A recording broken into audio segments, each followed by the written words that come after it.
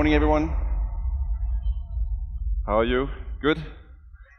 I am really excited to be here in Bogota. I've had a couple of amazing days, and I'm honestly humbled that so many people actually want to listen to what I have to say for the next 30 minutes. My name is Lars Silberbauer. I'm heading up social media and video for LEGO. I'm fortunate to work for a company where they do like minifigures of you. So that's one of the perks that is with the company. I'm going to talk about the journey that I've had for the last many years, 6 years in LEGO. I'm going to talk about business change. I'm going to talk about, first and foremost, people. And then I'm going to talk about, of course, to start with, the very early beginnings of what we do. So this is a LEGO brick. This is our product. This is what we sell. And you can imagine how hard it is to actually sell this same brick for 84 years and still be relevant.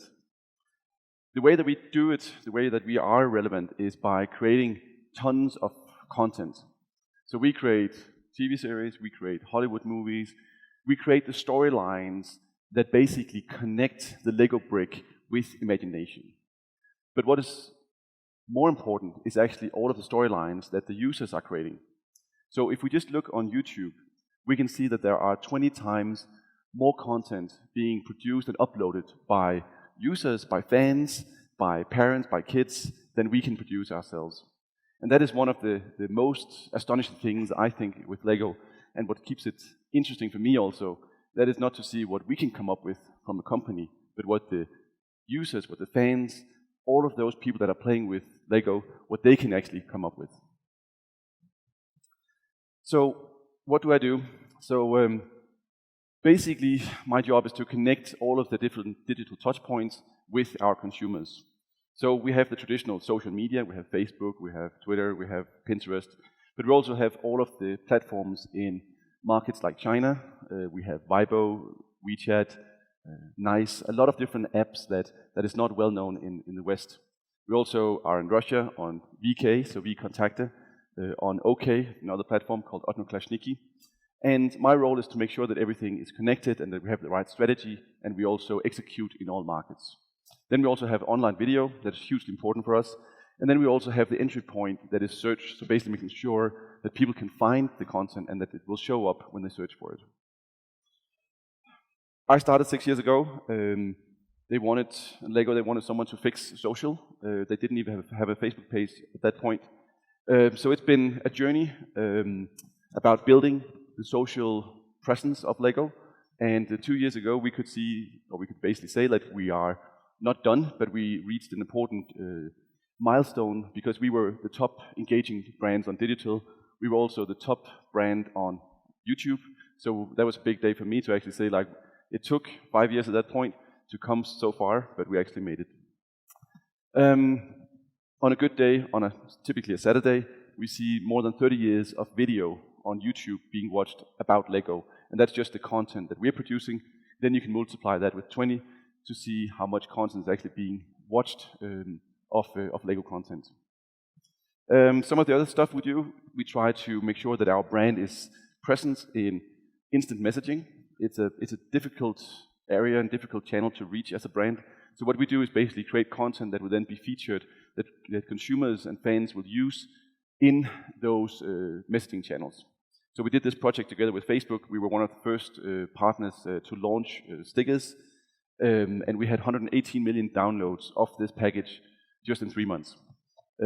We still see around 5 to 7 million pieces of content being shared in private conversations every day. My team is global. We run things 24/7, so I have a team based in Los Angeles, I have a team based on the East Coast in the US, I'm based in London myself, where the main part of the team is. We still have a few people in Denmark. LEGO is a Danish company. It's owned by a Danish family, so we still have some people there. And then we have, I have a team in Shanghai and a team in Singapore as well. So for us, it's important always to be like 24/7 on all of our channels. We have pretty nice offices, very Legolized, but what is more important is actually the people behind it, and that's what I'm going to talk about, the importance of actually people, and the importance of actually letting people be humans in the way that they connect with the consumers. As you can probably also see from this slide, it's a very international team, 29 different nationalities, and probably mostly illustrated by the girl on the left here. She's a Greek national, live in London, and work with the Russian market. So it's very, very international team. And that's, coming back to that, like social media, it's all about creating that human connection. And we need people to actually do that. We cannot allow that to be done by machines. So what I'm going to talk about today is this moment. I'm not going to talk about online dating, so that's not the case. But how many have experienced a moment like this in the last 6 months? We want to be very, very attentive and very, very focused on their needs. We need to be so consumer-focused that if they feel that we are slipping away, that our attention is slipping away, we need to be there. So that's the ambition. But we also need to be honest that that's not how it always looks like. We want to create this connection, and we want to build a relationship based on this. But sometimes we end up being like this guy. So a sales guy at a conference trying to pitch an idea that she does not want to listen to. And sometimes we also end up like this. We don't even show up because we're too occupied with creating our strategies for the next year. We are too occupied analyzing the results from last year that we don't show up.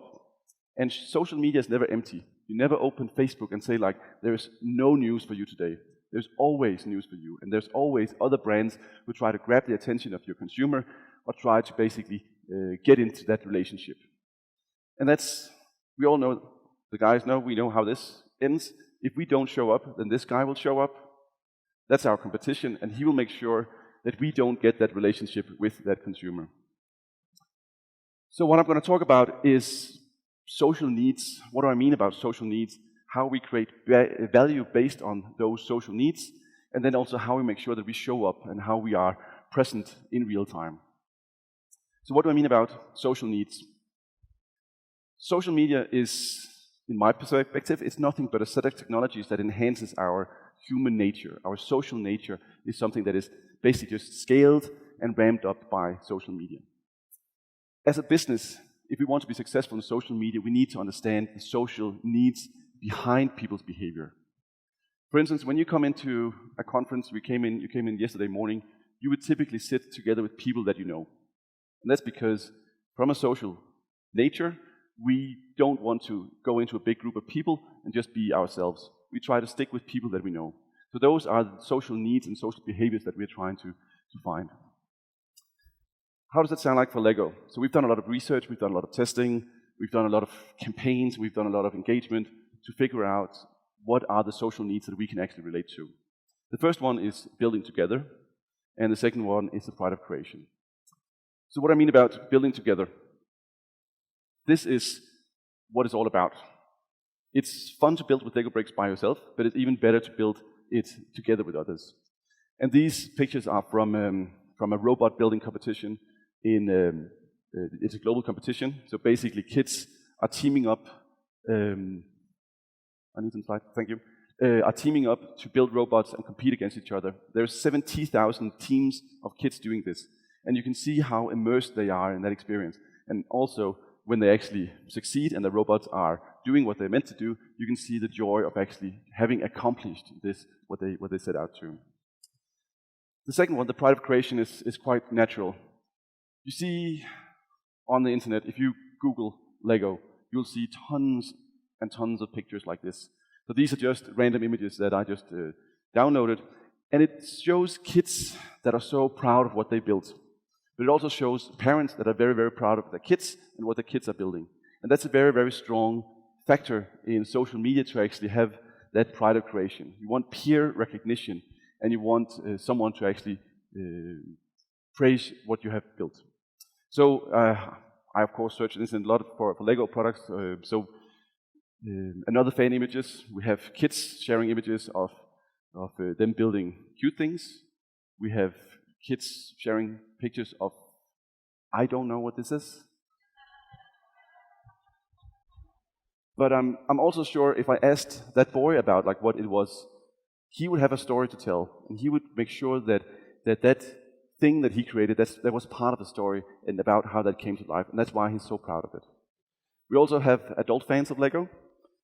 Sometimes it takes over their life. They become very absorbed with Lego. We have scientists, fans of Lego. So this guy, a Japanese astronaut, he built a replica of the space station while he was on the space station. So if you want to build Lego bricks in space, you need to have something like this to just make sure that all of the bricks are sticking together. Engagement is great, and having people sharing is great, but how do we actually make business value? How do we actually make sure that the company makes and they can see the difference on the bottom line? So when I arrived in Lego, I put in place this matrix to basically say to the company, this is not just about last click sales. Like, social media is not just a sales channel. It's so much more than that. It's also sales, but it's also a lot of different things. It's about increasing our sales, it's about improving our marketing efficiency, it's about building our brand, and it's about protecting the brand and minimizing the risks that are for the brands. And then I also set out basically a roadmap for the company to say, we cannot do all of this at once. We can do parts of it on a small scale, but we need to build the infrastructure, we need to build the competencies, we need to build the learning programs, we need to build the technology, we need to build awareness, we need to build the paid media capabilities, and so on and so on. But we cannot do it all at once. We need to go on a journey where we test and learn, ramp up, change the strategy, and go on. And that's basically the journey that we've been on ever since. So what I mean about, for instance, improving the marketing efficiency. So the first campaign I did in Lego was a campaign that we later named the $100 campaign. So basically what happened was that we had this product together with Apple. It was an accessory. So it was a box of Lego, and you had to download an app, and the app would ask you questions that you need to build in Lego. And it was very difficult to actually explain what this was all about. So instead of it doing a traditional campaign, I asked the team to come together and then empty our pockets, and whatever we had on us, that would be the campaign budget. So we wanted to do a global campaign for $100. Everyone thought I was crazy, but there's a reason why we did this. So if you want people to change and think radically different, you need to give them constraints that are completely outrageous. If you give them 10 million, they will call the agency. They'll call the media agency. The media agency will say, like, 10 million is not enough, but we can just manage to get by. And you'll think the same way. So you need to put constraints to people so they change the way of thinking. They need to completely be put in a method or put in a place where they need to look at the trends that are out there and then basically leveraging them. So that's the method, and the output is either great failures or great successes. And whenever we have a failure, we call it a learning, and then all is good. So the campaign was basically, we leveraged the same two pillars, the pride of creation and building together. So we asked people basically just to focus on this part of the product that was this character called George. That was the personality. We built a whole storyline around him. And then we asked people to build George with your own bricks and make him travel. The one that took the coolest picture would win for $100 of Lego. And we get good prizes internally, so that was a pretty nice prize in Lego. So we put this out on the social media channels, and 20 minutes later, the first picture came up from Greece. All of these pictures are like just some out of thousands of pictures that were uploaded.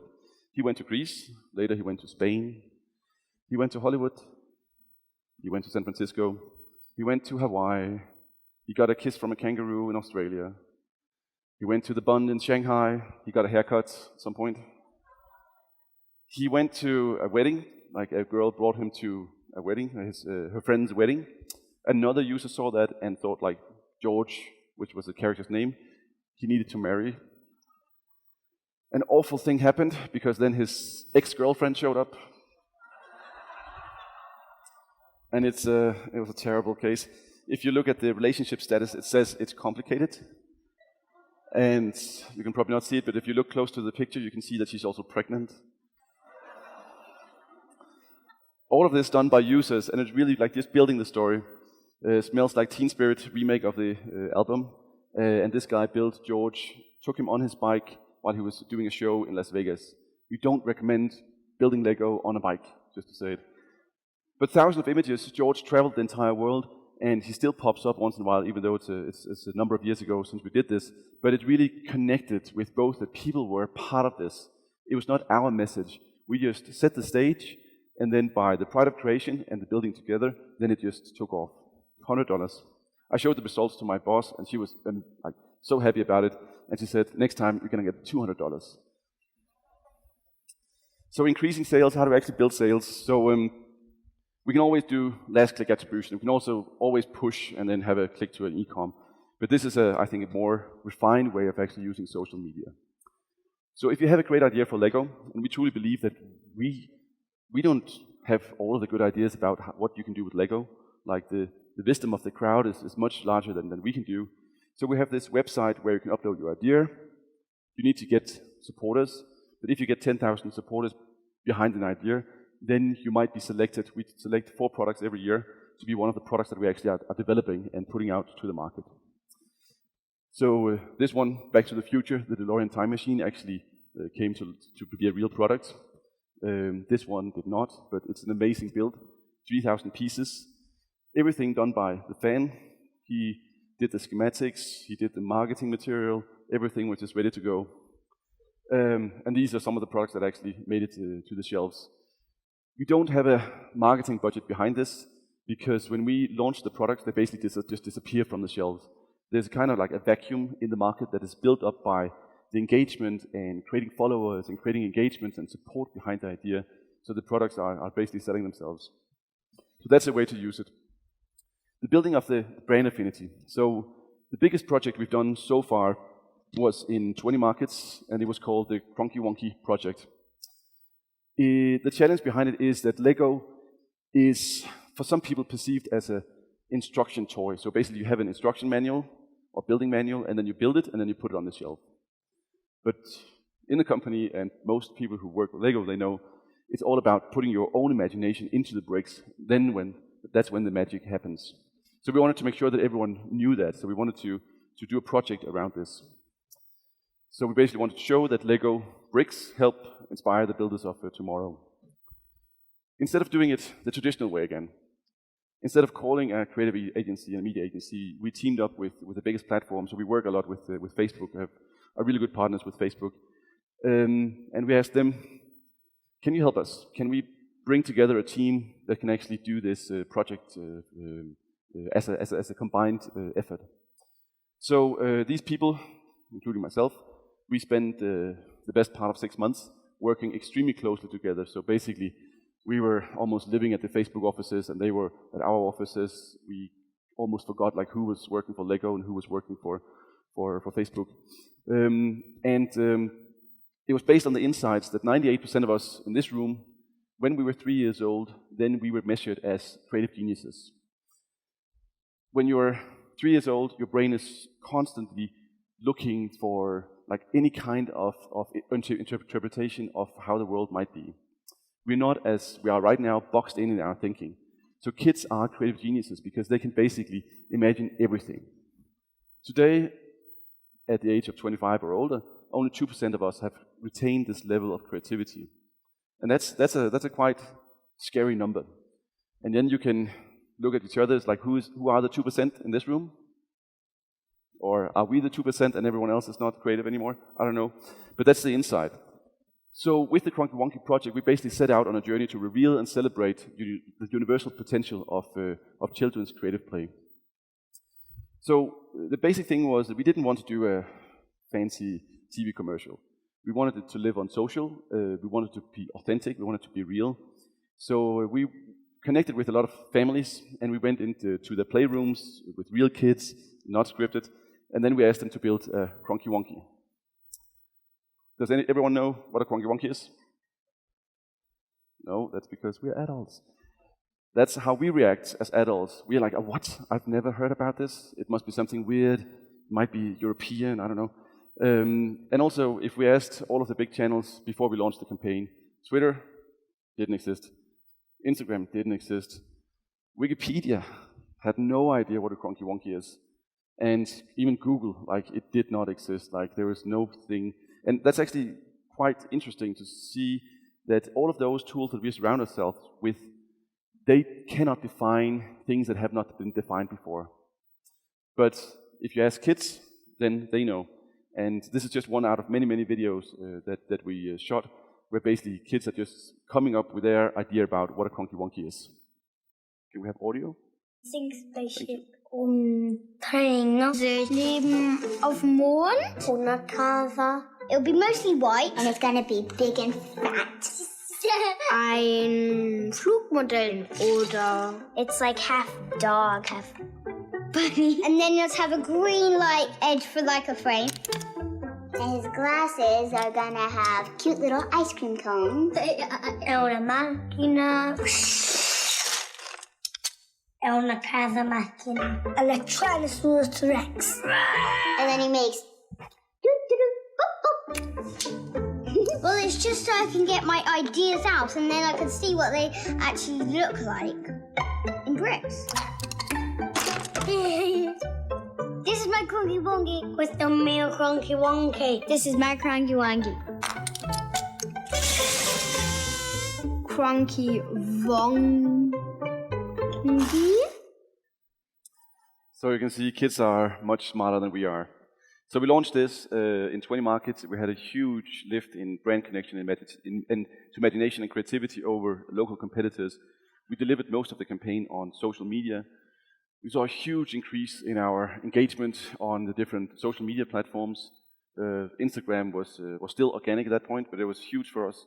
We did a blogger outreach program where we basically built Cronky Wonky sets that were just like random bricks and then send it to bloggers. We don't pay for blogger mentions, so we basically live on organic. We think that people should be authentic. If they don't endorse Lego, like for real, then we don't want to pay them for that. But we got a ton of different, word of mouth was really big on this campaign, and it was exactly what we wanted, like kids building imaginative things with Lego.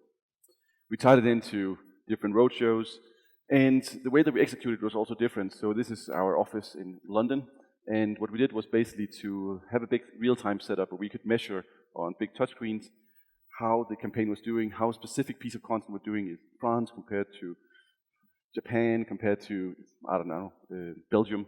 And then we could switch the media spend around by the hour. We also brought everyone together, so all markets was basically in the same room running the campaign, so we could quickly make those decisions together with brands, together with the Facebook people that was the back-end people at Facebook. They were sitting there. We did all paid media amplification ourselves to make sure we had that agility in the operation.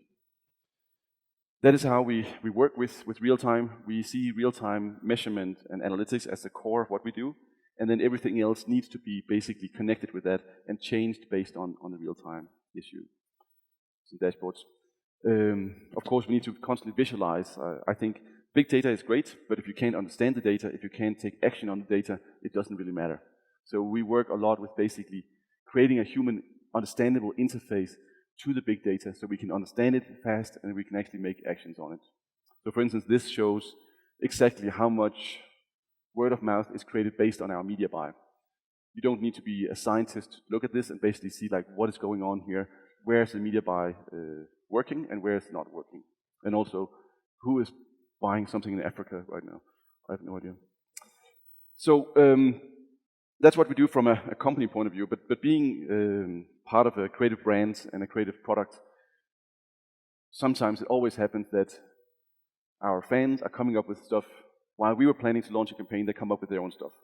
So I'll just show a little clip done by some fans, and you can probably guess what it's related to, but also see like working for a company where you see stuff like that coming up, you sometimes just need to drop your plans and just basically just work with the fans and amplify what they do. So one backup, and we can proceed for ILS identical. Direct to the left, the small taxi track, and hold before the runway. Right on the 2130 is backtracking, preparing for the park. Flap 1, that's flap 1, go. Door closing and call aboard. Right, welcome. Wait for movement. Engage.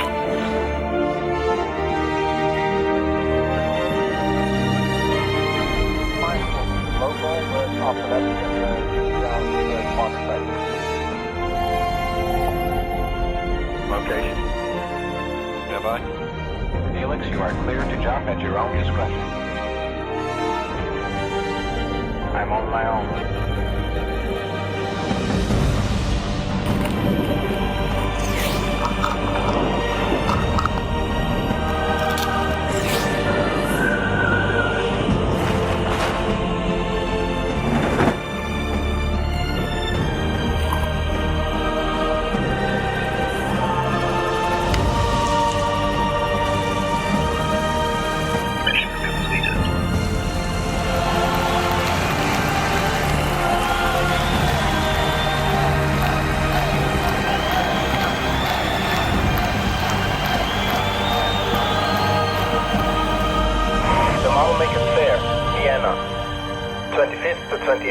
over.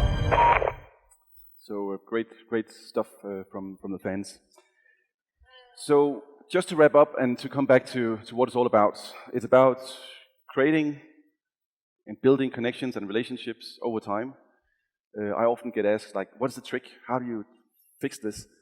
And the short answer is, like, there is no tricks. Like, it's a lot of hard work. It's about being timely. It's about being relevant. It's about being brave as a brand. It's about being personal. And I think it's really about not just investing money, but also investing yourself, and also letting your teams be able to invest themselves. You need to bring back the human element in social. You need to really focus on that. And you need to allow people to actually be social and to be human in that connection. Because at some point, this might come along. So this was a post that was on our Facebook page from a mom who posted a picture of a recently deceased kid, or son, who was a very big Lego fan. And his last dying wish was actually to be in our magazine or in some Lego property. And that's when the social element and the human element really needs to come out. And you really need to be a human brand. You need to live up to that commitment that some of your customers, some of your fans, they give the product to the one thing that matters the most, their kids. And then you need to have a team that actually take action and go into that connection and go into that relationship, and also have the strong conversations with the fans and with the people that has bought your product. That's a commitment that I think Lego is living up to. That's why I still love being in Lego. I hope it will continue in the future, and that's also how we're going to focus on it. Really be focusing on the human element and the social element. That was my presentation for today. Like, please ask questions online, connect. I'm always happy to connect with everyone. Thank you.